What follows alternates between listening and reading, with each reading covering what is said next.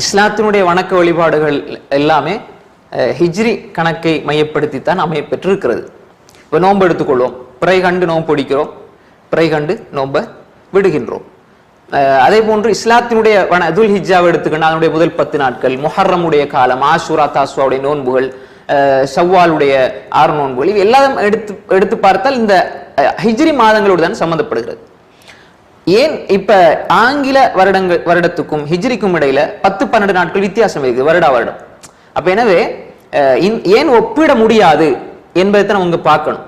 பொதுவாக ஜகாத் என்பது அது ரமலான்ல கொடுப்பது சிறந்ததா சிறந்தது இல்லையாங்கிறத நம்ம 2 வகையில பார்க்கலாம். ஒன்று, எப்ப அவருக்கு காசு நிசாப் கையில கிடைச்சு அதனுடைய எல்லையை அடைஞ்சு அதுக்கு ஒரு வருடம் பூர்த்தியாது அவர் அன்றைக்கு ஜகாத் கொடுத்தணும். ஹிஜ்ரி கணக்கின் அடிப்படையில் தான் ஜகாத் கொடுக்க வேண்டும். முதலாவது விஷயம், இது ஒரு விஷயம்.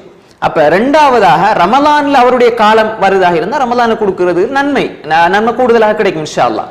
அது மாதிரி குறிப்பிட்ட நன்மைகள் செய்யக்கூடிய அந்த குறிப்பிட்ட காலங்கள் துல்ஹிஜ்ஜாவின் முதல் 10 அது வருதாக இருந்தா அந்த நன்மை கிடைக்கும். ஆனால் அதற்காக பிற்படுத்துவது பாவம். புரியுதா உங்களுக்கு? அந்த காலத்திலே நமக்கு ரமலான்ல ஒரு ஆள் கணக்கு பார்த்து அப்படியே அவருடைய வருடம் கொடுக்கிறாருன்னா பிரச்சனை இல்லை, அந்த நன்மையும் கிடைக்கும், ரமலான்ல செலவழிக்கிற நன்மையும் கிடைக்கும், 2 நன்மை கிடைக்கும்.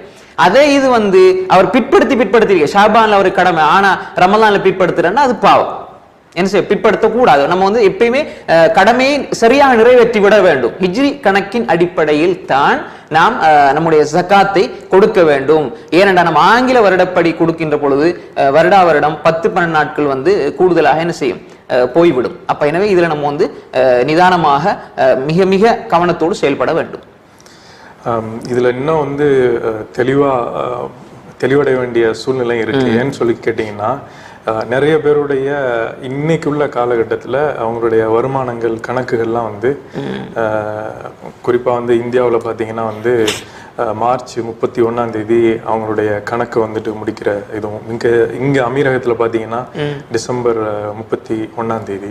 ஸோ இது ஒரு தனி மனிதர்கள் எடுக்கக்கூடிய ஒரு நிலைப்பாட்டில் தான் ஜகாத் கொடுக்க முடியும். அப்படிதானே ஷேக்?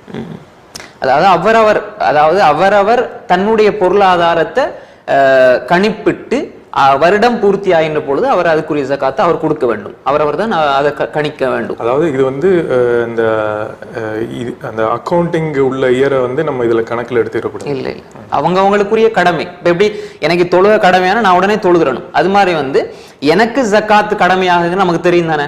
இப்ப இவ்வளவு கிடைச்சிருக்குது பணம், இதுக்கு ஒரு வருடம் பூர்த்தியா இருக்குது, அது கரெக்டா ஒரு வருடம் பூர்த்தி ஆகின பொழுது நம்ம ஜகாத்தை கொடுத்துருவோம். சில அறிஞர் முற்படுத்தி கொடுக்கறது கூட விரும்பி இருக்கிறாங்க.